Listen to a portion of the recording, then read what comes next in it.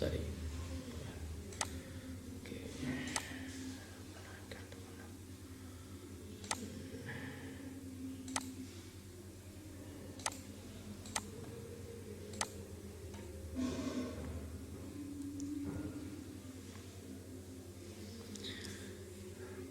Students எல்லாருக்கும் வணக்கம்.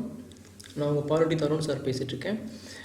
Students, இன்றைக்கி கிளாஸில் வந்து நம்ம டிஸ்கஸ் பண்ண போகிற டாபிக் வந்து இந்தியன் கான்ஸ்டியூஷன், இந்திய அரசியல் அமைப்பு அப்படிங்கிற டாபிக் தான் நம்ம டிஸ்கஸ் பண்ண போகிறோம். ஸோ இந்த டாபிக் வந்து ரொம்ப இம்பார்ட்டண்டான ஒரு முக்கியமான topic.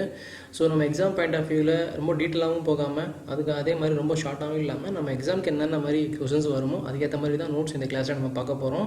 So each and every timing இந்த மினிட்ஸ் வந்து இந்த கிளாஸில் ரொம்ப இம்பார்ட்டண்ட்டு. ஸோ எதுவுமே மிஸ் பண்ணாமல் கேர்ஃபுல்லாக வாட்ச் பண்ணுங்கள். பிகாஸ் இந்தியன் கான்ஸ்டியூஷன் தான் வந்து பேஸ் கோர் எல்லாத்துக்கும். ஓகேங்களா? ஸோ லா இன்றைக்கி இருக்கிற லீகல் எல்லாத்துக்கும் வந்து கான்ஸ்டியூஷன், நம்மளுடைய கான்ஸ்டியூஷன் நம்ம புரிஞ்சுக்கணும். ஓகேங்களா? ஸோ அந்த அளவுக்கு இம்பார்ட்டன்ட் தான் நம்மளுடைய இந்தியன் கான்ஸ்டியூஷன். ஓகேங்களா? ஸோ கான்ஸ்டியூஷன் பற்றி நிறைய இன்ஃபர்மேஷன்ஸ், பெனிஃபிட்ஸ் எல்லாமே நம்ம இப்போ வந்து கிளாஸில் டிஸ்கஸ் பண்ண போகிறோம் ஒன் பை ஒன்னா. ஸோ ஃபஸ்ட்டு நம்ம கிளாஸை ஸ்டார்ட் பண்ணலாம். ஓகேங்களா ஸ்டூடெண்ட்ஸ்? வாங்க ஸ்டார்ட் பண்ணலாம் கிளாஸை. ஸ்டூடெண்ட்ஸ் இங்கே பாருங்கள், ஃபஸ்ட்டு வந்து இங்கே என்ன சொல்கிறாங்க அப்படின்னா, இங்கே பாருங்கள் ஸ்டூடெண்ட்ஸ், ஃபஸ்ட்டு வந்து இந்திய அரசியல் அமைப்பு என்பது இந்தியாவின் மிக உயர்ந்த சட்டமாகும்னு சொல்கிறாங்க. என்ன சொல்கிறாங்க? இந்திய அரசியல் அமைப்பு தான் வந்து இந்தியாவிலேயே மிகவும் உயர்ந்த சட்டம் அப்படின்னு சொல்கிறாங்க. அது உண்மை தான். ஏன்னா இதை விட உயர்ந்த சட்டம் இந்தியாவில் கிடையாது. இதுதான் இன்றைக்கி இருக்கிற என்ன நம்ம லீகலாக என்னென்ன ரூல்ஸ் அண்ட் ரெகுலேஷன்ஸ் நம்ம கொண்டு வந்திருக்கோமோ.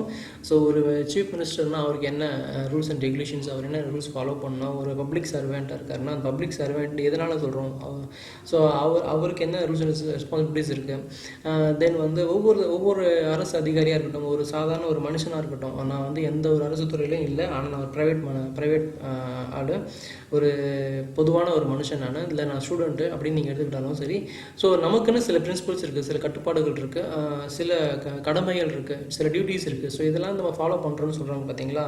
ஸோ பீயிங் இந்தியன் சிட்டிசன் நீங்கள் வந்து இதெல்லாம் வந்து ஃபாலோ பண்ணணும் அப்படின்னு சொல்கிறாங்க பாருங்கள். ஸோ அதெல்லாமே வந்து எங்கேருந்து வந்துச்சு, இதெல்லாம் அந்த ரூல்ஸ் அண்ட் ரெகுலேஷன் எங்கேருந்து ஸ்டார்ட் ஆச்சுன்னா, இதோட அடிப்படை கோர் வந்து பார்த்தீங்கன்னா இந்தியன் கான்ஸ்டியூஷன். ஓகேங்களா?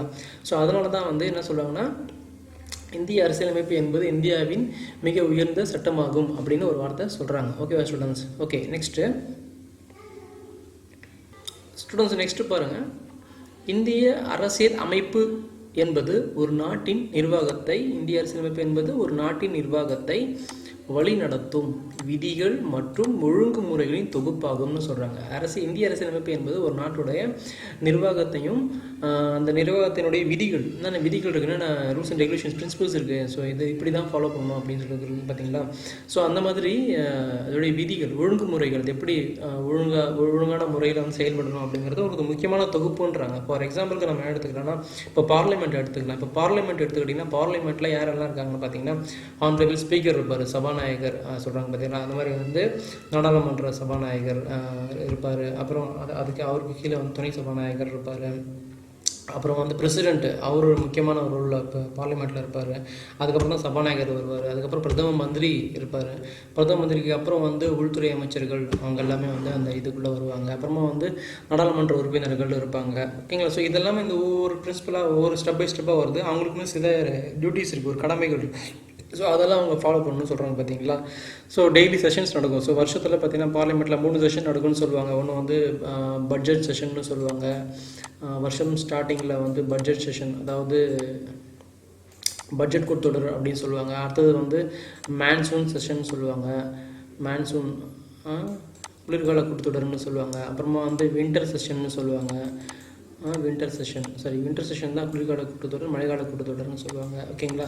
ஸோ இந்த budget session, winter session, monsoon session இதெல்லாமே வந்து 3 செஷனாக வந்து வருஷத்தில் பிரித்து வந்து கிளாஸஸ் இது அங்கே வந்து வேலை நடக்கும் பாராளுமன்றத்தில். ஓகேங்களா? ஸோ அந்த மாதிரி ஒழுங்குமுறைகள், இந்த மாதிரி விஷயங்கள், விதிகள் எல்லாமே வந்து எங்கேருந்து எங்களுக்கு வந்துச்சு, எப்படி இதெல்லாம் செயல்படுறாங்க. 5 வருஷம் தான் வந்து ஒரு பிரைம் மினிஸ்டருக்கு வந்து டைமிங்கு. ஸோ 5 வருஷம் வரைக்கும் ஒரு பிரைம் மினிஸ்டராக இருக்கலாம். அதுக்கப்புறம் வந்து எல்லா பிரைம் மினிஸ்டராக இருக்கட்டும், சீஃப் மினிஸ்டராக இருக்கட்டும், எம்எல்ஏவாக இருக்கட்டும், எம்பியாக இருக்கட்டும், அவங்களுக்கு 5 இயர்ஸ் தான் டேர்ம்னு சொல்லணும். 5 இயர்ஸ்க்கு அப்புறம் அவங்க வந்து ஆட்டோமேட்டிக்காக வந்து என்ன ஆகிடுவாங்க, டிஸ்குவாலிஃபை ஆகிடுவாங்க. திருப்பி எலெக்ஷனை ஃபேஸ் பண்ணி ஜெயிச்சுட்டு தான் வரணும். ஸோ இந்த மாதிரி ரூல்ஸ் அண்ட் ரெகுலேஷன்ஸ் எல்லாருக்கும் இருக்குது பார்த்தீங்களா? ஸோ இது எல்லாத்துக்கும் வந்து அடிப்படை வந்து இந்திய அரசியலமைப்பு, இந்தியன் கான்ஸ்டியூஷன் தான். ஓகேங்களா? அது புரிஞ்சுக்குங்க. ஸோ இந்த கான்ஸ்டியூஷனில் முக்கியமானது நம்ம ஞாபகம் வச்சுக்கொண்டது பார்த்தீங்கன்னா, இது ஞாபகம் வச்சுக்கணும், 395 395 கட்டுரைகள், 12 அட்டவணைகள் அப்படின்னு சொல்கிறாங்க பார்த்தீங்கன்னா. ஸோ இது நம்ம ரொம்ப இம்பார்ட்டன்ட் ஞாபகம் வச்சுக்கணும். ஸோ 395 இங்கிலீஷ் சொல்லுவோம், ஆர்டிகல்ஸ் சொல்லுவோம், 12 அட்டவணைகள் அப்படின்னா 12 ஷெடியூல்ஸ்னு சொல்லுவோம். ஓகேங்களா? ஸோ இங்கே என்ன சொல்கிறாங்க பாருங்கள். முதலில் ஃபஸ்ட்டு வந்து கான்ஸ்டியூஷன் ஸ்டார்ட் பண்ணும்போது இது வந்து 22 பாகங்களாக வந்து பிரிக்கப்பட்டிருந்தது மற்றும் 8 அட்டவணைகளாக இருந்துச்சு. தென் அதுக்கப்புறம் வந்து 395 ஆர்டிகல்ஸாகவும் வந்து கொண்டு வந்தாங்க, கட்டுரைகளாகவும் கொண்டு வந்தாங்க அப்படின்னு சொல்கிறாங்க. ஓகேங்களா? ஸோ இங்கே வந்து பார்த்திங்கன்னா கட்டுரைகள்னு இருக்குது, ஷரத்துகள்னு வரும். ஓகேங்களா? விதிகள்னு வரும். 395 விதிகள் அதுவும் ஒன்று தான், 395 கட்டுரைகள் அதுவும் ஒன்று தான், 395 ஷரத்துகள்னு சொன்னாங்கன்னா அதுவும் ஒன்று தான். ஸோ கட்டுரைகளோ ஷரத்துகளோ விதிகளோ எக்ஸாமில் உங்களுக்கு மாறி மாறி எப்படி கேட்டாலும் ஆன்சருங்கிறது ஒன்று தான். 395 தான் அதை குறிக்கிறாங்க. ஓகேங்களா? ஸோ அதை ஞாபகம் வச்சுக்கோங்க. ஸோ இந்த கட்டுரைகள், அட்டவணைகள், விதிகள் இதெல்லாம் என்னது அப்படின்னு சொல்லி நீங்கள் கேட்கலாம். மனசில் சந்தேகம் வரலாம் உங்களுக்கு. மேபி வந்து ஸ்டூடெண்ட்ஸ் ஆல்ரெடி ப்ரிப்பேர் பண்ணுற ஸ்டூடெண்ட்ஸாக இருந்தாங்கன்னா உங்களுக்கு தெரிஞ்சிருக்கலாம் பொலிட்டிக்கல் சயின்ஸ்னால் என்ன, அதில் இந்த மாதிரி கட்டுரைகள், விதிகள், அட்டவணைகள், அமெண்ட்மெண்ட்ஸ், இந்த மாதிரி விஷயங்கள்லாம் என்ன அப்படிங்கிறது ஆல்ரெடி உங்களுக்கு தெரிஞ்சிருக்கலாம். பட் நியூ ஸ்டூடெண்ட்ஸ்க்கு வந்து ஃபஸ்ட்டு இந்த கிளாஸில் இப்போ தான் வந்து நீங்கள் பொலிட்டிக்கல் சயின்ஸ் அப்படின்னு நீங்கள் பார்க்குறீங்க அப்படின்னா ஸோ உங்களுக்கு மேபி தெரியாமல் இருக்கலாம். ஓகேங்களா? ஸோ தெரிஞ்சிருந்தாலும் தெரியாமல் இருந்தாலும் ஒன்றும் பிரச்சனை இல்லை. நம்ம போக போக கிளாஸில் உங்களுக்கு 100% எல்லாமே உங்களுக்கு புரிய ஆரம்பிச்சிடும். ஸோ ரொம்ப ஈஸியாக நீங்கள் இது பண்ணலாம். ப்ளஸ் வந்து இந்த எக்ஸாமுக்கு பார்த்தீங்கன்னா இப்போ நம்ம எடுக்கிறது பார்த்தீங்கன்னா போலீஸ் எஸ்ஐ எக்ஸாமாக இருக்கட்டும், பிசி எக்ஸாமாக இருக்கட்டும், இல்லை வந்து இனி வேறு ஏதாவது எக்ஸாம்ஸ், டிஎன்பிசி வேறு எக்ஸாம்ஸ் இருந்தாலும் நோ யூஸ். பட் எல்லாத்துக்கும் வந்து இந்த நான் சொல்ல போகிற இன்ஃபர்மேஷன்ஸ் வந்து காமன். ஸோ எல்லாருக்கும் வந்து இது ரொம்ப யூஸ்ஃபுல்லான இன்ஃபர்மேஷன்ஸ். இதுலேருந்து நிச்சயமாக 100% உங்களுக்கு கொஸ்டின்ஸ் வரதுக்கு வாய்ப்புகள் ரொம்ப அதிகம். ஸோ அதுவும் உங்களுக்கு இன்னொரு விஷயம். ப்ளஸ் வந்து ரொம்ப கிறிஸ்பாக, ரொம்ப என்ன சொல்கிறது, கிறிஸ்டல் கிளியராக வந்து கிறிஸ்பாக உங்களுக்கு வந்து நோட்ஸ் எடுத்து உங்களுக்கு நான் ப்ரிப்பேர் பண்ணி சொல்லிட்டு இருக்கேன். ஸோ அதனால் இதுலேருந்து எதுவும் மிஸ் பண்ண அவசியம் இல்லை. ஸோ எல்லாமே உங்களுக்கு இம்பார்ட்டன்ட் தான். ஸோ நானே ஸ்கிப் பண்ணி தேவையில்லாதெல்லாம் எடுத்துகிட்டு நானே அதில் ஸ்கிப் பண்ணி ரொம்ப ரொம்ப ரொம்ப மேஜராக இம்பார்ட்டன்ட் என்னென்ன இருக்கோ அதுதான் நான் இப்போ டிஸ்கஸ் பண்ணிட்டு இருக்கேன் உங்ககிட்ட. ஓகேங்களா? ஸோ அதனால் வந்து எந்த ஒரு இதுவும் வந்து மிஸ் பண்ணாதீங்க, எல்லாமே நோட் பண்ணுங்கள். ஓகேங்களா? ஓகே ஸ்டூடெண்ட்ஸ், வாங்க திருப்பி கண்டினியூ பண்ணலாம். இங்கே பாருங்கள். ஸோ வந்து நான் ஃபஸ்ட்டு உங்களுக்கு இந்த விஷயம் சொல்லிடுறேன். 395 ஆர்டிகல்ஸ், அதாவது கட்டுரைகள், ஷரத்துகள், விதிகள், நீங்கள் எப்படின்னா சொல்லலாம் தமிழில். ஓகே, இந்த இங்கிலீஷ்லனா ஆர்டிகல்ஸ் மட்டும்தான். இங்கே வந்து 8 அட்டவணைகள், 8 இல்லை 12, சரி 12 எடுத்துக்கலாம், 12 அட்டவணைகள். ஓகேங்களா? ஸோ அதை எப்படி சொல்லுவாங்க, அட்டவணைகள் ஷெடியூல்ஸ்னு சொல்லுவாங்க. ஓகேங்களா? அப்புறமா என்ன சொல்கிறாங்க, 25 பகுதிகள், 25 பகுதிகள் பார்ட்ஸ்னு சொல்லுவாங்க. ஓகேங்களா ஸ்டூடெண்ட்ஸ்? இந்த விஷயம் நீங்கள் நல்லா ஞாபகம் வச்சுக்கோங்க. இந்த இடத்துல இங்கே பாருங்கள், 395 articles, 12 schedules and 25 parts. But அதுக்கு முன்னாடி எவ்வளோ இருந்துச்சுன்னா இந்த இடத்துல 8 இருந்துச்சு, இந்த இடத்துல 22 இருந்துச்சு. ஓகேங்களா? அதுக்கப்புறம் தான் 25 மாறுச்சு. ஓகேங்களா? ஸோ அதுவும் ஞாபகம் வச்சுக்கோங்க. ஸோ ஒவ்வொரு ஆர்டிகல்லையும் ஏதோ ஒரு விஷயம் சொல்லப்பட்டிருக்கு. ஆர்டிகல் நம்பர் 1, அதாவது விதி 1 இல்லை கட்டுரைகள் 1 அப்படின்னு எடுத்துக்கிட்டிங்கன்னா 1 தான் 395 வந்திருக்கு இல்லையா? ஸோ இப்போ ஆர்டிகல் நம்பர் 1 அப்படின்னா அந்த ஆர்டிகல் 1 ஒரு விஷயம் சொல்லப்பட்டிருக்கு, இது ரூல்ஸ் அண்ட் ரெகுலேஷன் ஏதோ ஒரு விஷயம் சொல்லப்பட்டிருக்கு. ஆர்டிகல் 2 ஒரு விஷயம் சொல்லப்பட்டிருக்கு. அந்த மாதிரி 395 விதிகள்லையும் ஒவ்வொரு விஷயம் உள்ளே சொல்லப்பட்டிருக்கு. அதை தான் நம்ம இன்றைக்கி இந்திய அரசு செயல்படுது பார்த்தீங்களா, மொத்தம் இந்தியா முழுக்க இருக்கிற சட்டத்திட்டங்களுக்கும் ஒரு அடிப்படையான விஷயங்களை வந்து இங்கேருந்து தான் நமக்கு கொடுத்துருக்காங்க. ஓகேங்களா? ஸோ அதனால் 395 ஆர்டிகல்ஸும் நம்ம ஃபுல்லாக 100% நம்ம தெரிஞ்சுக்கணும்னு அவசியம் கிடையாது. பட் அதில் இம்பார்ட்டண்ட்டாக என்னென்ன ஆர்டிகல்ஸ் நம்ம எக்ஸாமுக்கு வருமோ ஸோ அதை நம்ம தெரிஞ்சுக்கணும். அது அவசியம் உங்களுக்கு. ஓகேங்களா? அது அப்புறமா வந்து இந்த ஆர்டிகல்ஸை வந்து 8 அட்டவணைகளாக இல்லைன்னா 12 அட்டவணைகளாக பிரிச்சுருக்காங்க. ஓகேங்களா? ஸோ அந்த 12 அட்டவணைகள் என்ன பண்ணுறாங்கன்னா 25 பார்ட்ஸ்குள்ளே பிரித்து வச்சுருக்காங்க. ஓகேங்களா? ஸோ அப்படி புரிஞ்சுக்கோங்க. ஓகேங்களா? ஸோ இந்த இடத்த நல்லா ஞாபகம் வச்சுங்க. அப்புறமா இன்னொரு விஷயம் உங்களுக்கு சொல்லிடுறேன். ஸோ ஃபஸ்ட்டு வந்து கான்ஸ்டியூஷன் நமக்கு எப்போ கையில் வந்துச்சு, இந்த கான்ஸ்டியூஷன் ஃபஸ்ட்டு நமக்கு எப்போ கையில் வந்துச்சு அப்படின்னு எடுத்துக்கிட்டிங்கன்னா அதாவது வருஷம் தான் இந்திய அரசியல் அமைப்பு வந்து நடைமுறைக்கு வந்த நாள். ஸோ இந்த இடம் வந்து ரொம்ப இம்பார்ட்டன்ட். ஸோ ஞாபகம் வச்சுக்கோங்க, January 26th of 1950 தான். ஸோ நமக்கு வந்து இந்தியன் கான்ஸ்டியூஷன் வந்து ஹஸ் பீன் அக்செப்டட்னு சொல்லலாம், இல்லை எஃபெக்ட் அன்றைக்கி தான் வந்துச்சுன்னு சொல்லலாம். ஓகேங்களா? ஸோ ஞாபகம் வச்சுக்கோங்க. ஸோ இது எல்லாமே வந்து நடைமுறைக்கு வந்தது இந்த நாளில். ஸோ அந்த நாள் தான் இன்றைக்கி நம்ம என்ன மாதிரி கொண்டாடுறோம், குடியரசு தினம், ரிப்பப்ளிக் டே அப்படின்னு சொல்லி கொண்டாடுறோம் பார்த்தீங்களா. ஸோ அந்த நாளுக்காக தான், அந்த நாள் ஞாபகப்படுத்தி தான் நம்ம ஒவ்வொரு ஆண்டும் அந்த இதை வந்து நம்ம கொண்டாடுறோம். ஞாபகம் வச்சுக்கோங்க, ஓகேங்களா ஸ்டூடெண்ட்ஸ். ஸோ இது மிக இம்பார்ட்டன்ட். அப்புறமா இதில் இன்னொரு விஷயம் என்ன இம்பார்ட்டன்ட்னா, நீங்கள் இங்கே பார்க்கலாம், நான் இங்கே வந்து உங்களுக்கு 395 ஆர்டிகல்னு சொல்லியிருக்கேன். ஆனால் இந்த இடத்துல பாருங்கள் மாற்றி கொடுத்துருக்காங்க. ஸோ என்ன சொல்லியிருக்காங்கன்னா, ஆர்டிகல்ஸ் வந்து 448ன்னு சொல்லியிருக்காங்க, ஓகேங்களா. அப்புறமா வந்து பார்ட்ஸ் 25ன்னு சொல்லியிருக்காங்க. அப்புறமா ஷெட்யூல்ஸ் வந்து 12ன்னு சொல்லியிருக்காங்க, ஓகேங்களா. ஸோ இங்கே நான் என்ன சொல்கிறேன்னா 440 கூட இல்லை, 465ன்னு நான் சொல்கிறேன், ஓகேங்களா. 465 நான் சொல்கிறேன். இதெல்லாம் சேம் தான். ஃபஸ்ட்டு ஒரு விஷயம் ஞாபகம் வச்சுக்கோங்க, கான்ஸ்டியூஷன் அப்படின்னாலே நான் ஆரம்பத்தில் சொன்னேன், அது வந்து அரசியலமைப்புலங்கிறது அதுதான் வந்து உயரிய சட்டம்னு சொல்கிறேன். அதில் எல்லாருக்கும் சில விதிமுறைகள், பிரின்சிபல்ஸ் கொடுத்துருக்காங்க, இப்படி தான் ஃபாலோ டியூட்டிஸ் இருக்குன்னு சொன்னேன் இல்லையா. ஸோ அந்த மாதிரி இந்த ஆர்டிகல்ஸ் இருக்குது பார்த்தீங்களா, நம்ம படித்த பாருங்கள், 395 ஆர்டிகல்ஸாக இருக்கலாம், இல்லை 440 இருக்கலாம், இல்லை 465, எந்த ஆர்டிகலும் எடுத்துக்கங்க. இல்லைனா இப்படி கூட எடுத்துங்க. இப்போ கான்ஸ்டியூஷன் இருக்குன்னா இந்திய அரசியலமைப்பு சட்டத்தில் ஏதோ அந்த புத்தகம் இருக்குது பார்த்தீங்கன்னா, கான்ஸ்டியூஷன் புக், அந்த கான்ஸ்டியூஷன் புக்கில் ஒரே ஒரு வார்த்தை, ஓகேங்களா, ஒரு டாட், ஒரு சாதாரண ஒரு டாட் இருக்குது பாருங்கள் இந்த இடத்துல. ஸோ இந்த டாட் கூட நீங்கள் அங்கே எழுதணும்னா அதுக்கு சில விதிமுறைகள் இருக்குது. அந்த விதிமுறைகளை நீங்கள் ஃபாலோ பண்ணால் தான் கான்ஸ்டியூஷனுக்குள்ளேயே நீங்கள் டச் பண்ண முடியும், நீங்கள் எடிட் பண்ண முடியும், சேஞ்ச் பண்ண முடியும். அதர்வைஸ் யார் நினச்சாலும் என்ன பண்ண முடியும், கான்ஸ்டியூஷனை போய்ட்டு அவங்க இஷ்டத்துக்கு மாற்ற முடியும், அவங்க இஷ்டத்துக்கு அதை வளர்ச்சிக்க முடியும். ஸோ அது மாதிரி பண்ணாங்கன்னா அது வந்து ஜனநாயக நாட்டில் வந்து அது தப்பாயிடும், ஓகேங்களா. அது சரியாக இருக்காது, சர்வாதிகாரமாக மாறிடும் கான்ஸ்டியூஷன். ஸோ கான்ஸ்டியூஷனுங்கிறது அனைவருக்கும், ஜாதி, மதம், இனம், மொழி, ஓகேங்களா. ஸோ எதுவுமே பாகுபாடு இன்றி அனைவருக்கும் சமமானது தான் வந்து இந்திய அரசியலமைப்பு. ஸோ இந்தியன் கான்ஸ்டியூஷன் அப்படி தான் சொல்கிறாங்க. ஸோ அதனால் நம்ம வந்து கான்ஸ்டியூஷனில் இப்போ ஆர்டிகல்ஸை நம்ம இன்க்ரீஸ் பண்ணணும், டிக்ரீஸ் பண்ணணும், இது பண்ணணும்னாலும் ஸோ கான்ஸ்டியூஷனில் சில விதிமுறைகள் இருக்குது. அதை நான் பின்னாடி சொல்கிறேன் என்ன விதிமுறைகள் அப்படிங்கிறத நம்ம அப்புறம் பார்க்கலாம். ஜஸ்ட் இந்த கான்செப்ட் மட்டும் புரிஞ்சுக்கோங்க, ஓகேங்களா. ஸோ கான்ஸ்டியூஷனே நீங்கள் மாற்றினா கூட அதுக்கும் சில விதிமுறைகள் இருக்குது, சில கண்டிஷன்ஸ் இருக்குது, ஓகேங்களா. ஸோ அந்த கண்டிஷன் நீங்கள் ஓகேனா தான் நீங்கள் மாற்ற முடியும், அதர்வைஸ் நீங்கள் மாற்ற முடியாது, ஓகேங்களா. அது இன்னொரு கிளாஸில் நம்ம அதை பற்றி ஃபுல்லாக டிஸ்கஸ் பண்ணலாம். அது மெஜாரிட்டி, சிம்பிள் மெஜாரிட்டி, அந்த மாதிரி நிறைய விஷயங்கள் இருக்குது, அது அப்புறமா டிஸ்கஸ் பண்ணலாம். ஃபஸ்ட்டு நம்ம இதை பார்ப்போம். ஸோ இங்கே என்ன சொல்லிட்டு இருந்தேன்னா, நீங்கள் 395 சொல்லிவிட்டு அகைன் நீங்கள் 448 சொல்கிறாங்க இல்லையா. ஒன்றும் இல்லை விஷயம், இது எப்போன்னா 1950, ஓகேங்களா. 1950 ஜனவரி 26 அப்போ தான் இந்த அளவில் இருந்துச்சு கான்ஸ்டியூஷன், ஓகேங்களா. ஆனால் இன்றைக்கி 2020 ஆகஸ்ட், ஓகேங்களா, 2ஆம் தேதி ஆகிடுச்சு இன்றைக்கி, சரி 3ஆம் தேதி ஆகிடுச்சு இன்றைக்கி, ஓகேங்களா. ஸோ இன்றைக்கி பார்த்தீங்கன்னா உங்களுக்கு என்ன பண்ணுறாங்க அப்படின்னு பார்த்தீங்கன்னா, ஸோ இந்த கான்ஸ்டியூஷன் வந்து இன்க்ரீஸ் ஆகுது. எப்படி மக்கள் தொகை வந்து நாளுக்கு நாள் வந்து அதிகமாகுதோ அதே மாதிரி இந்திய அரசியலமைப்பு சட்டமும் வந்து நாளுக்கு நாள் வந்து அதிகரிச்சுக்கிட்டே போயிட்டுருக்குன்னு சொல்லலாம், ஓகேங்களா. ஏன் ரீசன் என்ன அப்படி பார்த்தீங்கன்னா, ஒரு நாட்டில் மக்கள் எந்த அளவுக்கு அதிகமாக கூடுறாங்களோ, அதிகமாக வந்து வளர்ந்துக்கிட்டே இருக்காங்களோ, பிறந்துக்கிட்டே இருக்காங்களோ, அதுக்கு ஏற்ற மாதிரி அவங்களுக்கு தேவையான தேவைகள், டிமாண்ட்ஸ், அவங்களுக்கு என்ன தேவைகள் இருக்குது, அவங்களுக்கு என்ன பிரச்சனைகள் இருக்குது, இது எல்லாமே வந்து அதிகமாகும், ஓகேங்களா. ஸோ அதெல்லாமே நிவர்த்தி செய்யணும், ஒரு அரசாங்கம் என்ன பண்ணணும், நிவர்த்தி செய்யணும். அப்போ நிவர்த்தி செய்யணும்னு என்ன பண்ணணும், இருக்கிற அரசியலமைப்பு ஒரு 50-70 வருஷத்துக்கு முன்னாடி எழுதப்பட்ட அந்த அரசியலமைப்பு வந்து அப்படியே ஃபாலோ பண்ண முடியாது, நிச்சயமாக நிறைய விஷயங்கள்.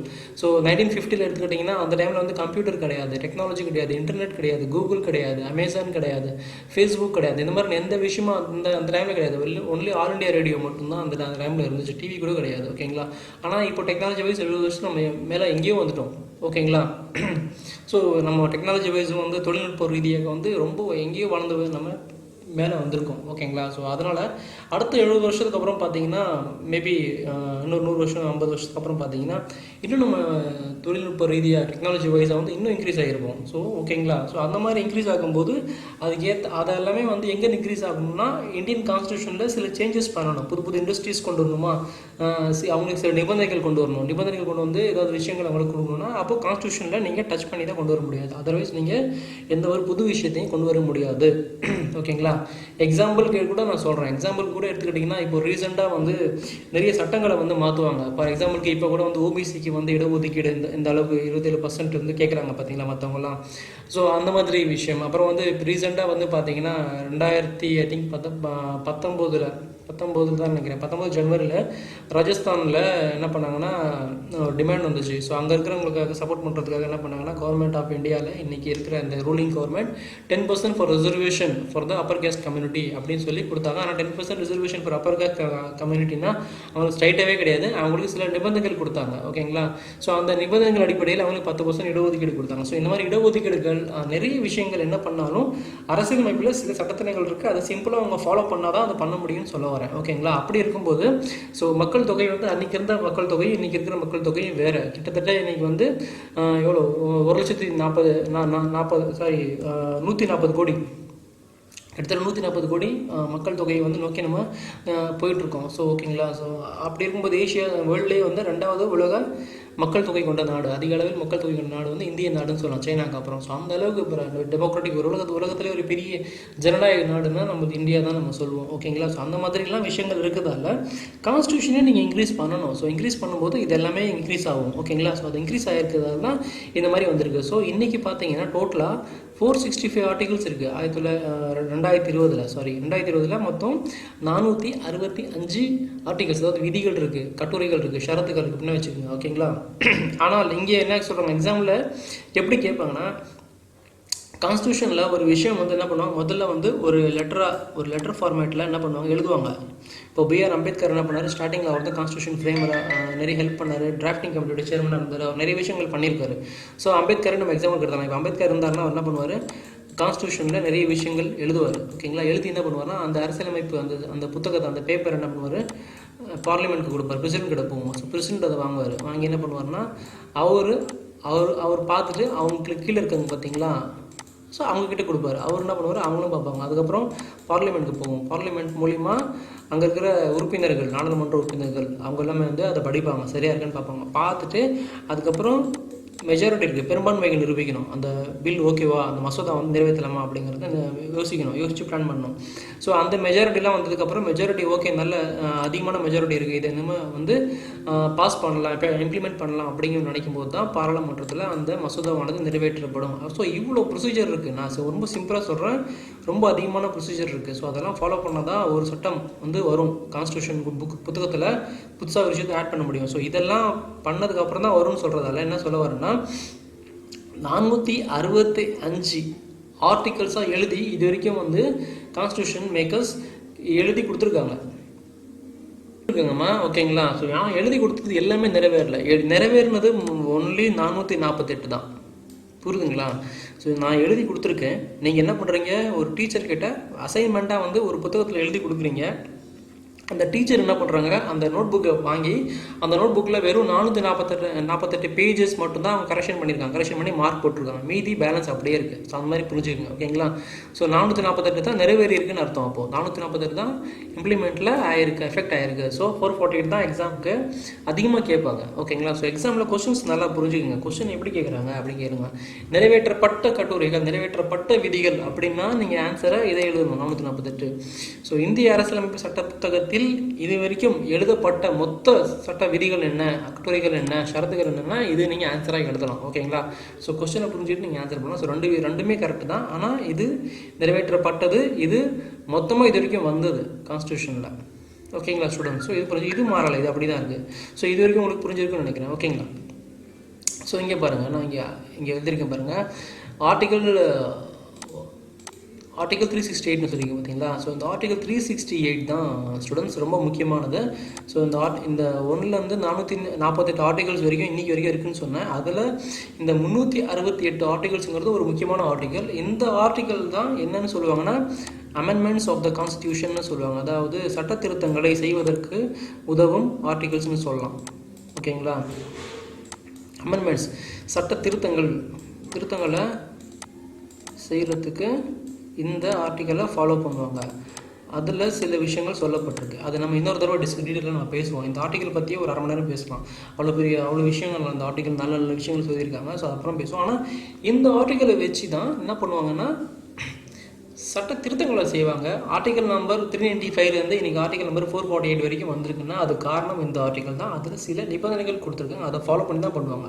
ஸோ அரசியல் அமைப்பில் எந்த ஒரு விஷயம் மாற்றணும், கொண்டு வரணும், புதுசாக சேஞ்ச் பண்ணணும், என்ன பண்ணாலும் இந்த 368 அப்படிங்கிற இந்த சட்ட விதியை வந்து அரசியலமைப்பு விதியை வந்து பார்த்து அதில் இருக்கிற நிபந்தனைகள் உட்பட்டு தான் செயல்படுவாங்க யாராக இருந்தாலும் சரி. ஓகேங்களா, புரியுதுங்களா இது வரைக்கும்? ஓகே, நெக்ஸ்ட்டு இங்கே பாருங்கள். அடுத்தது என்ன சொல்கிறாங்க, டோட்டல் அமெண்ட்மெண்ட்ஸ், மொத்த சட்ட திருத்தங்கள் இன்றைக்கி வரைக்கும் எத்தனை இருக்குது அப்படின்னா, இன்றைக்கி வரைக்கும் 124 சட்ட திருத்தங்கள் செஞ்சுருக்காங்க 2020 வருஷம் வரைக்கும். ஸோ 124 சட்ட திருத்தங்கள் பாராளுமன்றத்திற்கு போயிருக்கு. ஓகேங்களா, மக்களவைக்கும் போயிருக்கு, மாநிலங்களவைக்கும் போயிருக்கு. ஓகேங்களா, ஸோ நான் மொத்தமாக சேர்த்து சொல்கிறேன் பாராளுமன்றம். ஓகேங்களா, ஏன்னா பாராளுமன்றத்திற்குள்ளே தான் மக்களவை மாநிலங்களவை ரெண்டுமே இருக்குது. நான் அதை பற்றி டீட்டெயிலாக நான் போக விரும்பலை, ஜஸ்ட் கிளான்ஸாக நான் சொல்லிடுறேன். ஸோ பாராளுமன்றத்துக்கு 124 அமெண்ட்மெண்ட்ஸ் இது வரைக்கும் எழுதி கொடுத்துருக்காங்க. ஓகேங்களா, அதில் நிறைவேற்றப்பட்டது வெறும் 104 தான். ஓகேங்களா, ஸோ 2020 வரைக்கும் நிறைவேற்றப்பட்ட சட்ட திருத்தங்கள், அரசியலமைப்பு சட்ட திருத்தங்கள் எத்தனைன்னா 104, ஞாபகம் வச்சுக்கோங்க. ஓகேங்களா, ஸோ 124 தடவை 124 தடவை சட்ட திருத்தங்களை செஞ்சு 104 சட்ட திருத்தங்கள் மட்டும்தான் வந்து நிறைவேற்றப்பட்டு இருக்குது. அப்போ மீதி 20 சட்ட திருத்தங்கள் இன்னும் நிலுவையில் பேலன்ஸில் இருக்குது, ஏதோ ஒரு ரீசன். ஸோ இந்த சட்ட திருத்தங்கள் இதெல்லாம் செய்யணும், மாற்றணும், சேஞ்ச் பண்ணணும்னா இந்த விதியை ஃபாலோ பண்ணுவாங்க. 368 அப்படிங்கிற அரசியலமைப்பு விதியை ஃபாலோ பண்ணுவாங்க. ஓகேங்களா ஸ்டூடெண்ட்ஸ், இது வரைக்கும் உங்களுக்கு புரிஞ்சுங்களா? ஓகே, நெக்ஸ்ட் டாபிக் போகலாம். ஒரு நிமிஷங்க ஸ்டூடெண்ட்ஸ். இப்போ நம்ம டிஸ்கஸ் பண்ண போகிறது ரொம்ப இன்ட்ரெஸ்டிங்கான ஒரு நபரை பற்றி. அவர் தான் hero of the constitution, father of the constitution. அவர் நீங்கள் எப்படி இருந்தாலும் சொல்லலாம். பட் கான்ஸ்டியூஷனில் எக்ஸாம்பிள் எப்படி கேட்பாங்கன்னா இப்படி தான் கேட்பாங்க, who is father of our Indian constitution கேட்பாங்க. அதாவது இந்திய அரசியல் அமைப்பின் தந்தை யார் அப்படின்னு நம்மக்கிட்ட கேட்பாங்க. ஓகேங்களா, அப்படி அது யார், வேறு யாரும் கிடையாது, பாபா சாஹேப் அம்பேத்கர் அவர்கள் தான். மதிப்பிற்குரிய மாண்புமிகு திரு பாபா சாஹேப் அம்பேத்கர் அவர்கள். அவர் தான் வந்து நம்மளுடைய இந்தியன் அரசியலமைப்பு சட்ட திருத்தத்தை எழுதுறதுக்கு, சட்ட புத்தகத்தை எழுதி முடிக்கிறதுக்கு ரொம்பவும் பாடுபட்டிருக்காரு. நிறைய விஷயங்கள் அவர் சீர்திருத்த விஷயங்கள்லாம் நிறைய செஞ்சுருக்காரு. ஸோ என்னென்ன ஒவ்வொன்றா பார்ப்போம். ஸோ நான் சொல்லணும்னு அவசியம் இல்லை, உங்களுக்கு நிறைய பற்றி கேள்விப்பட்டிருப்பீங்க. பட் இருந்தாலும் இந்த எக்ஸாமுக்காக இந்த கிளாஸில் ஒரு சில விஷயங்களை நான் உங்களுக்கு ஞாபகப்படுத்திடுறேன். ஓகேங்களா, பாருங்க, பாபா சாஹேப் அம்பேத்கர் என்று அழைக்கப்படும் பீம்ராவ் ராம்ஜி, பிஆர் அம்பேத்கர், பீம்ராவ் ராம்ஜி அம்பேத்கர் 14 ஏப்ரல் 1891 அவர் பிறந்து 6 டிசம்பர் 1956 அந்த வருஷத்தில் அவர் இறந்துடுறாரு. ஒரு இந்திய நீதிபதி. அவர் வகித்த என்னென்ன போஸ்டிங்ஸ், டெசிக்னேஷன்ஸ் இருந்தாருன்னா, ஒரு இந்திய நீதிபதியாக இருந்திருக்காரு, ஒரு பொருளாதார நிருபனராக அவர் வந்து இருந்திருக்காரு. ஸோ ஓகேங்களா, அரசியல்வாதியாக கூட அவர் செயல்பட்டிருக்காரு, மற்றும் சமூக சீர்திருத்தவாதியாக கூட அவர் வந்து இருந்திருக்காரு. ஸோ நிறைய அவர் விஷயங்களில் வந்து அவர் ஈடுபட்டிருக்காரு. அவருடைய வாழ்க்கையை வந்து நிறைய விஷயங்களில் வந்து அவர் தன்னை அர்ப்பணிச்சிருக்காரு, கொடுத்துருக்காருன்னு சொல்லலாம். ஸோ உண்மையிலே ஒரு ரியல் ஹீரோ அவர் இந்தியன் கான்ஸ்டியூஷனில், அதை யாராலையும் மறுக்கவே முடியாது. ஓகேங்களா, ஸோ அடுத்த விஷயம் பாருங்கள், பீம்ராவ் ராம்ஜி அம்பேத்கர், அதாவது பிஆர் அம்பேத்கர் அவர்கள் வந்து தலித் இயக்கத்தை, புத்திஸ்ட் இயக்கத்தை ஊக்கப்படுத்தினார். மற்றும் தீண்டத்தகாதவர்கள், அதாவது தலித்துகள் சொல்கிறாங்க பார்த்தீங்கன்னா, தீண்டத்தகாதவர்கள் சொல்லுவாங்க. ஸோ அவங்கள வந்து தலித்துகள் மீதான சமூக பாகுபாடுகளுக்கு எதிராக பிரச்சாரம் செய்தார். சாரி ஸ்டூடெண்ட்ஸ், நான் இங்கே தீண்டத்தகாத சொல்லிட்டேன், தலித்துகள். ஓகேங்களா, இது வந்து நான் பேசிகிட்டு இருக்கிறது வந்து 1950க்கு முன்னாடி இருந்த விஷயங்கள். ஓகேங்களா, இப்போ நம்ம நிறைய சீர்திருத்த விஷயங்கள்லாம் நிறைய பண்ணியிருக்கோம். இப்போ ஜாதி பாகுபாடெல்லாம் அந்தளவுக்கு இல்லைன்னு தான் நான் நினைக்கிறேன். ஒரு சில இடங்களில் இருக்கலாம், பட் அந்தளவுக்கு இல்லை. இப்போ எல்லாருமே வந்து எஜுகேட்டட் ஆகிட்டோம், எல்லாம் நல்லது கெட்டது எல்லாமே நமக்கு இப்போ தெரியுது. அதனால் ஸோ தப்பாக எடுத்துக்காதீங்க. ஸோ தலித்துகள், ஓகேங்களா, ஸோ அவங்களுக்காக வந்து நிறைய ஏன்னா அந்த காலத்தில் அந்த டைமில் வந்து நிறைய கஷ்டப்படுத்துனாங்க. உங்களுக்கே தெரியும், நிறைய ஹிஸ்ட்ரி, நிறைய இன்ஃபர்மேஷன்ஸ் எல்லாம் நீங்கள் மீடியா, சோஷியல் மீடியாவில் இப்போ நிறைய தெரிஞ்சுக்கிறீங்க. ஸோ புதுசாக நான் சொல்லணும் அவசியம் கிடையாது. ஸோ அந்த மாதிரி நிறைய இன்ஃபர்மேஷன்ஸ் அவங்க ரொம்ப கஷ்டப்பட்டாங்க அப்படிங்கிறது நமக்கு தெரிஞ்சது பார்த்தீங்களா. ஸோ அந்த கஷ்டப்படும் போது நம்ம இப்போ இல்லை, டெக்னாலஜியும் அப்போ இல்லை. ஆனால் அப்போது இந்த மாதிரி ஒரு சில சமூக சீர்திருத்தவாதிகள் தான் அப்போ இருந்தாங்க. அவங்க தான் அவங்களுக்கு சப்போர்ட் பண்ணாங்க. நிறைய ரூல்ஸ் அண்ட் ரெகுலேஷன்ஸ் கான்ஸ்டியூஷனில் கொண்டு வந்தாங்க, அவங்களுக்கு சப்போர்ட் பண்ணுறது. அன்றைக்கி கொண்டு வந்தால் தான் இன்றைக்கி நம்மளில் எத்தனையோ பேர் தலித்துகளாக இருக்கலாம், வேறு சமூகத்தை சேர்ந்தவர்களாக இருக்கலாம். இன்றைக்கி நிறைய பேர் IAS office, IPS officers, doctors, இன்ஜினியர்ஸாக இருக்கும் அப்படின்னா.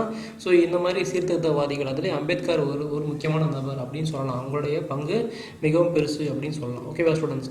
ஸோ இது வரைக்கும் புரியுதுங்களா? ஸோ அதனால தான் இவர் வந்து who is our father of Indian constitution சொல்கிறோம். ஸோ அதனால தான் இவர் நம்மளுடைய கான்ஸ்டியூஷனுடைய ஃபாதர் அப்படின்னு நம்ம கூப்பிடுறோம். ஓகேங்களா, இங்கிலீஷில் சொல்லணும்னா Bhimrao Ramji Ambedkar is born 14 April 1891 is died on 6 December 1956, also known as Baba Saheb Ambedkar, who was an Indian jurist, economist, politician and social reformer who inspired the Dalit Buddhist movement and campaigned against the social discrimination towards the untouchable Dalits அப்படின்னு சொல்கிறாங்க. ஓகேங்களா. So அம்பேத்கரை பற்றி ஒரு நிறைய film கூட வந்திருக்கு, நிறைய சின்ன சின்ன டாக்குமெண்ட்ரிஸ் கூட வந்திருக்கு. ஸோ அவர் வந்து அவர் ஆக்சுவலி ஒரு ஹிந்து தான். அவர் வந்து சாகும்போது என்ன பண்ணுறாரு, சாகிறதுக்கு முன்னாடி புத்த மதத்தை தழுவிடுவார். ஓகேங்களா. ஸோ அது நிறைய ஸ்டோரிஸ் இருக்குது, பட் அது போக வேண்டாம். ஜஸ்ட் நீங்கள் எக்ஸாம் பாயிண்ட் ஆஃப் வியூவில் இந்த இன்ஃபர்மேஷன் மட்டும் தெரிஞ்சுக்கோங்க. ஓகேங்களா. ஸோ நெக்ஸ்ட் டாபிக் போகலாம். ஸ்டூடெண்ட்ஸ், நெக்ஸ்ட் இப்போ நம்ம பார்க்க போகிறோம்னா இந்திய அரசியல் அமைப்பை வடிவமைத்தவர் யார்? ஓகேங்களா. வடிவமைத்தவர் யார் இங்கிலீஷில் கேட்கணும்னா who frame the constitution of India அப்படின்னு சொல்கிறாங்க. ஓகேங்களா. Who frame the constitution of India. So இந்திய அரசியலமைப்பை வடிவமைத்தவர் யார் அப்படின்னு பார்த்தீங்கன்னா அது இங்கே சிம்பிளாக சொல்லிட்டாங்க. இந்திய அரசியல் அமைப்பு 1946 அமைச்சரவை மிஷன் திட்டத்தின் கீழ் அமைக்கப்பட்ட ஒரு தொகுதி சட்டமன்றத்தால் வடிவமைக்கப்பட்டது. சட்டமன்றம் தனது முதல் கூட்டத்தை டிசம்பர் 9, 1946 அன்று நடத்தியது. ஓகேங்களா. ஸோ ஃபஸ்ட்டு இந்தியன் கான்ஸ்டியூஷன் அசம்பிளியுடைய மீட்டிங் எப்போ நடந்துச்சு, முதல் கூட்டம் எப்போ நடந்தது அப்படின்னு கேட்டாங்கன்னா அந்த கூட்டம் வந்து டிசம்பர் 9, 1946 ஆண்டு வந்து நடந்துச்சு அப்படின்னு சொல்லுவாங்க. ஃபர்ஸ்ட் மீட்டிங் நிறைய தடவை எக்ஸாம்ஸில் இது கேட்டது. ஸோ இது ஞாபகம் வச்சுக்கோங்க, முக்கியமானது. தென் வந்து சட்டமன்றத்தில் மிக வயதான உறுப்பினர்களில் டாக்டர் சச்சிதானந்த சின்ஹாவை தற்காலிக ஜனாதிபதியாக தேர்ந்தெடுத்தனர் அப்படின்னு சொல்கிறாங்க. சட்டமன்றத்தில், அதாவது இந்திய அரசியலமைப்பு சட்டமன்றத்தில் சொல்கிறாங்க. ஓகேங்களா. இந்திய அரசியலமைப்பு சட்டமன்றம் கான்ஸ்டியூஷன் அசம்பிளியோடைய டெம்பரவரி பிரசிடெண்ட்டாக இன்றைக்கி டிசம்பர் 9, 1946 அன்றைக்கி என்ன பண்ணுறாங்கன்னா டாக்டர் சச்சிதானந்த சின்ஹா அவர்களை வந்து என்ன பண்ணுறாங்கன்னா பிரசிடெண்ட்டாக செலக்ட் பண்ணுறாங்க. ஓகேங்களா. ஜனாதிபதியாக தேர்ந்தெடுக்கிறாங்க. ஓகேங்களா. ஆனால் அவர் தேர்ந்தெடுத்துட்டு கொஞ்ச நாள்லேயே ஒரு 3 நாள்லேயே என்ன பண்ணுறாங்கன்னா அவரை எடுத்துகிட்டு பர்மனெண்ட்டாக ஒரு பிரசிடெண்ட் நமக்கு வேணும் கான்ஸ்டியூஷன் அசம்பிளிக்கு அப்படின்னு சொல்லி டிசைட் பண்ணிட்டு என்ன பண்ணுறாங்கன்னா அதன் நிரந்தர தலைவராக டாக்டர் ராஜேந்திர பிரசாத் ஒருமனதாக டிசம்பர் 11, 1946 ஆண்டு ஒருமனதாக தேர்ந்தெடுக்கப்பட்டார். ஓகேங்களா. ஸோ ஒருமனதாக தேர்ந்தெடுக்கப்பட்டான்னு சொல்லுவாங்க. அதன் நிரந்தர தலைவராக அவர் வந்து செலக்ட் பண்ணிட்டாங்க அவரை அப்படின்னு சொல்கிறாங்க. ஸோ இவரோட வந்து ஹெச்சி முகர்ஜி அவர் வந்து பர்மனன்ட் பிரசிடெண்ட்டாக வந்து வைஸ் பிரசிடெண்ட்டாக ராஜேந்திர பிரசாத்தோட பயன் பண்ணாங்க. பட் நமக்கு இவர் தான் முக்கியம். ஸோ இதை ஞாபகம் வச்சுக்கோங்க. டிசம்பர் 11 நாள் வந்து டிசம்பர் 11, 1946 ஆண்டு. ஸோ இதுதான் நமக்கு இம்பார்ட்டன்ட், ஞாபகம் வச்சுக்கோங்க. ஓகேங்களா. ஆனால் இங்கே ஒரு கன்ஃபியூஷன் வரும், பட் நிறைய பேர் கிளியராக இருக்கும். ஒரு சில பேருக்கு டவுட் இருக்கலாம். என்ன டவுட்னா ராஜேந்திர பிரசாத் தான் ஃபஸ்ட்டு பிரசிடெண்ட் ஆஃப் இந்தியா அப்படின்னு சொல்லிட்டு அந்த நாள் இந்த நாள் நினச்சிட்டு போகிறீங்க. அவர் வந்து ஃபஸ்ட் பிரசிடெண்ட் ஆஃப் இந்தியா தான். அது மட்டும் இல்லை, அவர் கான்ஸ்டியூஷன் அசம்பிளிக்கும் பிரசிடென்ட். ஸோ கான்ஸ்டியூஷன் அசம்பிளியோட பிரசிடென்ட் வேறு, இந்தியாவுடைய பிரசிடென்ட், இந்தியன் பிரசிடென்ட்டுங்கிறது வேறு. ஓகேங்களா. ஸோ இந்தியாவின் முதல் ஜனாதிபதி யார்? ராஜேந்திர பிரசாத் தான். ஆனால் இது கிடையாது, இந்த போஸ்டிங் கிடையாது. இந்த போஸ்டிங் எதுக்காக கொடுத்துருக்காங்க? கான்ஸ்டியூஷன் அசம்பிளிக்கு. ஓகேங்களா. இந்திய அரசியலமைப்பு சபையின் முதல் ஜனாதிபதி ஓகேங்களா, தலைவராக தேர்ந்தெடுக்கப்பட்டவர் தான் இவர் ராஜேந்திர பிரசாத். ஓகேங்களா. ஸோ அப்படி ஞாபகம் வச்சுக்கோங்க. ஸோ கன்ஃபியூஸ் ஆகிடாதீங்க, அது வேறு இது வேறு. ஓகேங்களா. ஸ்டூடெண்ட்ஸ், இது வரைக்கும் உங்களுக்கு கிளியராக போகுதுங்களா? நெக்ஸ்ட் டாபிக் போயிடலாம். ஒரு நிமிஷம் இருங்க.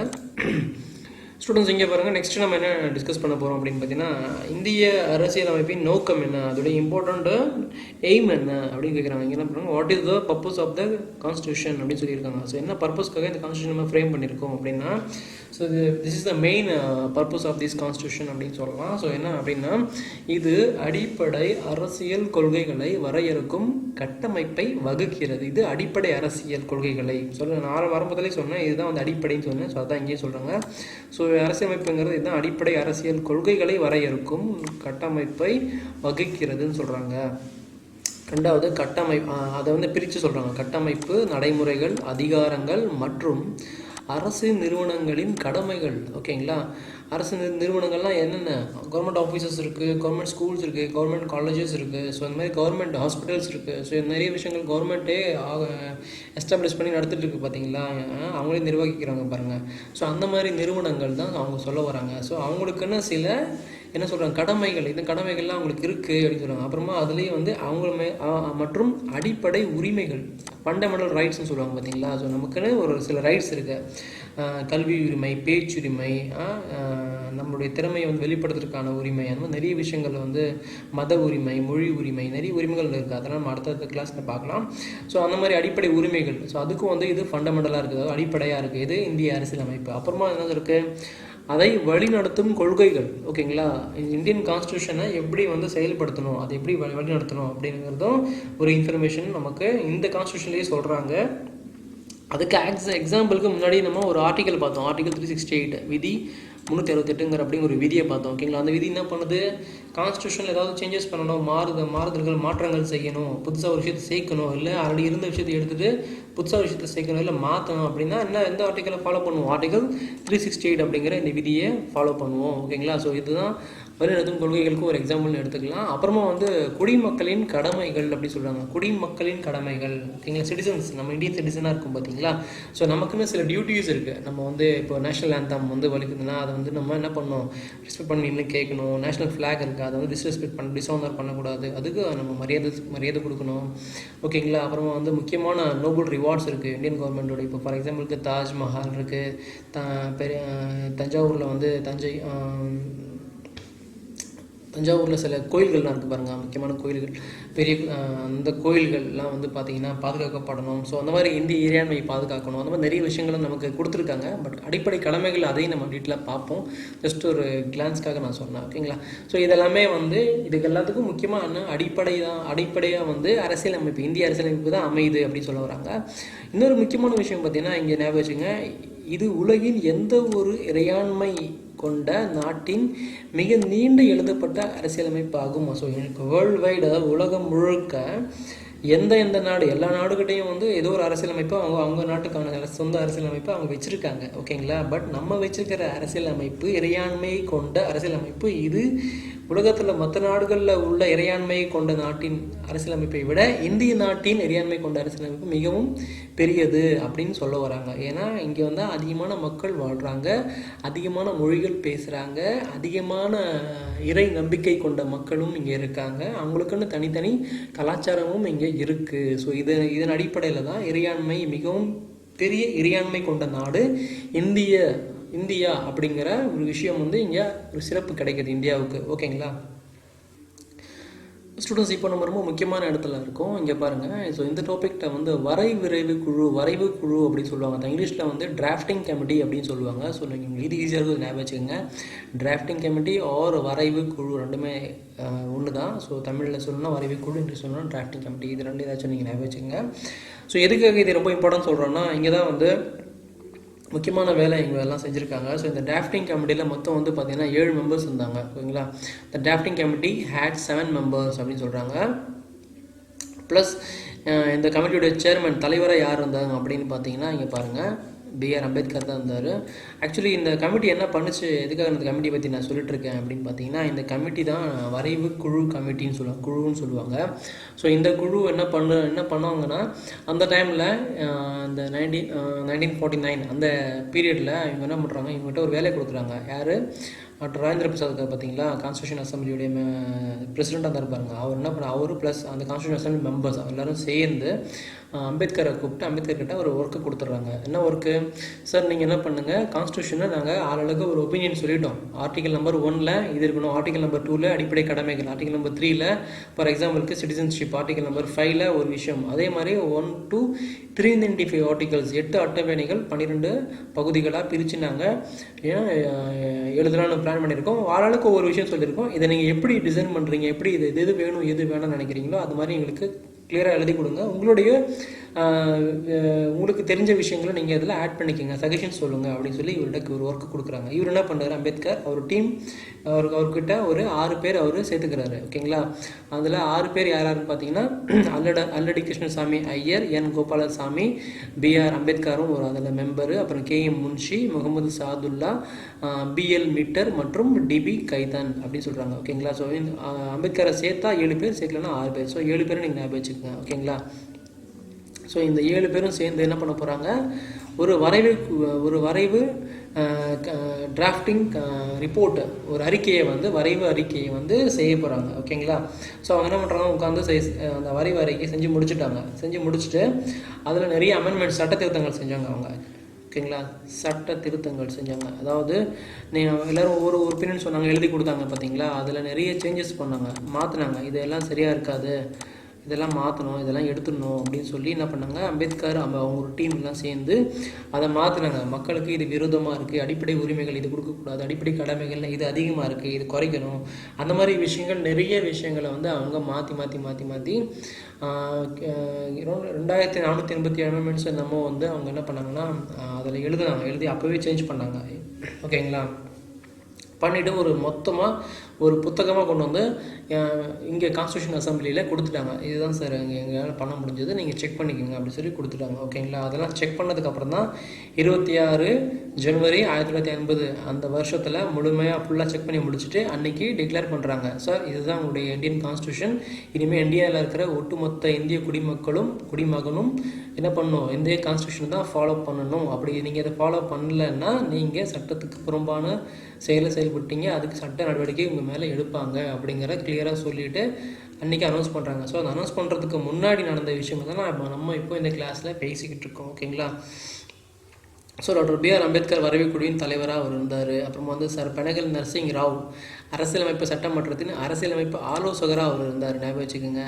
அப்புறமா வந்து சுரேந்திரநாத் முகர்ஜி இந்திய அரசியலமைப்பு சட்டமன்றத்தின் தலைமை வரைவாளர்கள் மற்றும் அரசியலமைப்பு சட்டமன்ற உறுப்பினர்களாக இருந்தாங்க. ஸோ இதெல்லாம் வந்து ஞாபகம் வச்சுக்கோங்க. இது இந்த அளவுக்கு இம்பார்ட்டன்ட் இல்லை, ஸோ இது இம்பார்ட்டன்ட், ஞாபகம் வச்சுக்கோங்க.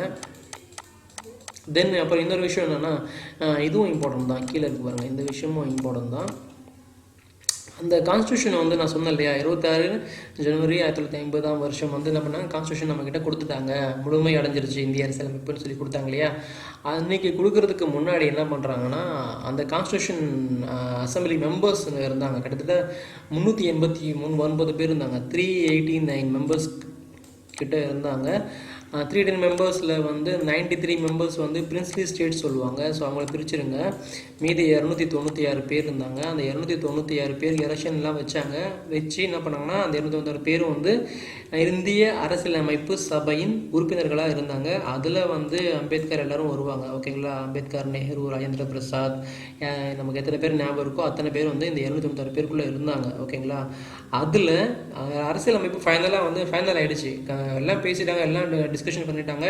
இதை வந்து நாளைக்கே நம்ம சட்டமாக நிறைவேற்றிடலாம் பாராளுமன்றத்தில் அப்படி சொல்லி பேசும்போது அன்றைக்கி நிறைய பேர் வரலை. ஓகேங்களா, அன்றைக்கி வந்தவங்க 284 உறுப்பினர்கள் மட்டும்தான். ஓகேங்களா, ஞாபகம் வச்சுக்கோங்க, 284 உறுப்பினர்கள் மட்டும்தான் நிறைவேற்ற அரசியலமைப்பு சட்ட புத்தகத்தை நிறைவேற்றும் நாள் வந்து என்ன பண்ணுறாங்கன்னா 284 உறுப்பினர்கள் மட்டும்தான் அன்றைக்கி கலந்துக்கிறாங்க. ஸோ அதனால தான் கான்ஸ்டியூஷன் புக்கில் சைன் பண்ணாங்க, விட்னஸ், நாங்கள் மனப்பூர்வமாக இதை சம்மதிக்கிறோம், நாங்கள் இதற்கு சாட்சி அப்படின்னு சொல்லி கையெழுத்து போட்டாங்க.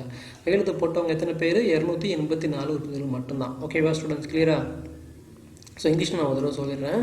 ஸோ டிராஃப்டிங் கமிட்டியுடைய author and drafting committee chairman யாருன்னு கேட்டாலும் டாக்டர் பிஆர் அம்பேத்கர் டிராஃப்டிங் கமிட்டியோட சேர்மன் தான், இவர் பிரசிடென்ட்டும் அவ்வளோ யாருன்னா நீங்கள் சொல்லிக்கலாம். ஓகேங்களா, then sir Benegal Narasing Rao is constitution adviser to constitution அசம்பிளின்னு சொல்கிறாங்க. ஸோ ஞாபகம் வச்சுக்கோங்க. சுரேந்திரநாத் முகர்ஜி சீஃப் டாட்மேன் of Constitution Assembly of India and other members of Constitution Assembly அப்படின்னு சொல்கிறாங்க. தென் how many signatories அதை திரும்ப சைன் பண்ணாங்க அப்படின்னா 285 members of the constitution assembly has been signed அப்படின்னு சொல்கிறாங்க. ஸோ அதில் சைன் பண்ணவங்க மொத்தம் 284 பேர் வந்து சைன் பண்ணியிருக்காங்க அப்படின்னு சொல்லி அவங்களோட நேம்ஸ் தான் இங்கே 1 by 1 நம்ம ஆல்ரெடி டிஸ்கஸ் பண்ணிட்டோம். ஓகேங்களா, ஸோ ஞாபகம் வச்சுங்க. ஆக்சுவலி டிராஃப்டிங் கமிட்டியோட இன்னும் நிறைய இன்ஃபர்மேஷன்ஸ் இருக்குது, பட் நான் அதெல்லாம் உங்களுக்கு இந்த கிளாஸில் ஸ்கிப் பண்ணிட்டேன் சொல்லலை. உங்களுக்கு முக்கியமான இன்ஃபர்மேஷன்ஸ் எல்லாமே நான் மேக்ஸிமம் கொடுத்துருக்கேன். ஓகேங்களா, ஸ்டூடெண்ட்ஸ் இன்னொரு விஷயம் நான் உங்களுக்கு சொல்ல மறந்துட்டேன். இங்கே பார்த்தீங்கன்னா அந்த டிராஃப்டிங் கமிட்டியை வந்து எப்போ ஃபார்ம் பண்ணாங்க, எப்போ வந்து உருவாக்குனாங்க அப்படின்னா, அது வந்து ஆகஸ்ட் 29 1947 வருஷம் தான் இந்த டிராஃப்டிங் கமிட்டி வரைவு குழுவை வந்து ஏற்படுத்தினாங்க அப்படின்னு சொல்லலாம். ஃபார்ம் பண்ணது அவங்களுடைய வேலையை முடிச்சவங்க அவங்களுடைய ரிப்போர்ட்டை என்றைக்கு கொடுத்தாங்க, நிச்சயமாக 26 ஜனவரி 1950 வருஷத்துக்கு முன்னாடி தான் கொடுத்துருக்கணும். ஸோ அது எப்போன்னா ஆன் 21 Feb 1948 அன்றைக்கி தான் அவங்களுடைய ரிப்போர்ட்டை வந்து சப்மிட் பண்ணாங்க. ஸோ இது ரெண்டுமே இம்பார்ட்டன்ட் ஸ்டூடெண்ட்ஸ் ஞாபகம் வச்சுக்கோங்க. ஓகேங்களா? ஒன்று வந்து இந்த டேட்டு, ஸோ எக்ஸாமில் நிறைய தடவை கேட்டது, பட் ப்ளஸ் வந்து இதுவும் இம்பார்ட்டன்ட் தான் நமக்கு. ஸோ இதுவும் நீங்கள் ஞாபகம் வச்சுக்கோங்க. ஓகேவா ஸ்டூடெண்ட்ஸ்? ஸோ 21 February தான் வந்து ரிப்போர்ட்டை சப்மிட் பண்ணுறாங்க. 29 ஆகஸ்ட் தான் அவங்களுடைய வேலையை வந்து கிட்டத்தட்ட 1947 அந்த வருஷத்துக்கு முன்னாடி வருஷம் 1947 வருஷம் என்ன பண்ணாங்கன்னா ஃப்ரீடமுக்கு அப்புறம். ஓகேங்களா? ஸோ இந்த கமிட்டியை வந்து ஃபார்ம் பண்ணி ரிப்போர்ட்டை சப்மிட் பண்ணாங்க. ஸோ இது உங்களுக்கு இம்பார்ட்டன்ட் ஞாபகம் வச்சுக்கோங்க ஸ்டூடெண்ட்ஸ். ஓகேங்களா? நெக்ஸ்ட்டு ஸ்டூடெண்ட் நெக்ஸ்ட்டு வந்து what is mean by India, அதாவது இந்தியா என்றால் என்ன. ஸோ இதுவும் உங்களுக்கு கான்ஸ்டியூஷனில் முக்கியமானது. What is mean by India, India என்றால் என்ன அப்படின்னா இந்திய குடியரசு.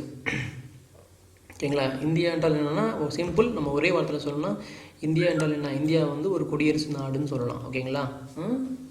குடியரசு நாடுன்னே சொல்கிறோம் அப்படின்னா அதுக்கு காரணம் வந்து இந்தியா அதிகாரப்பூர்வமாக இந்திய குடியரசு தெற்காசியாவில் உள்ள ஒரு நாடு அப்படின்னு சொல்கிறாங்க. ஸோ இந்தியா வந்து ஒரு அதிகாரப்பூர்வமாக ஒரு குடியரசு நாடாக ஆயிடுச்சு தெற்காசியாவில் அப்படின்னு சொல்கிறாங்க. ஸோ ஓகேங்களா? ஸோ சவுத் ஏஷியாவில் சொல்லிக்க பாருங்க, India is officially the republic of India in a country in south Asia அப்படின்னு சொல்கிறாங்க. ஸோ ஞாபகம் வச்சுக்கோங்க. ஓகேங்களா? அண்ட் ஒன் மோர் இன்ஃபர்மேஷன், இது 2வது அதிக மக்கள் தொகை கொண்ட நாடு, பரப்பளவில் 7வது பெரிய நாடு மற்றும் உலகில் அதிக மக்கள் தொகை கொண்ட 2வது முதல் ஜனநாயக நாடுன்னு சொல்லலாம். ஓகேங்களா? ஸோ மக்கள் தொகையில் வந்து 2வது நாடுன்னு சொல்கிறாங்க, அதிக மக்கள் தொகை கொண்ட நாட்டில்.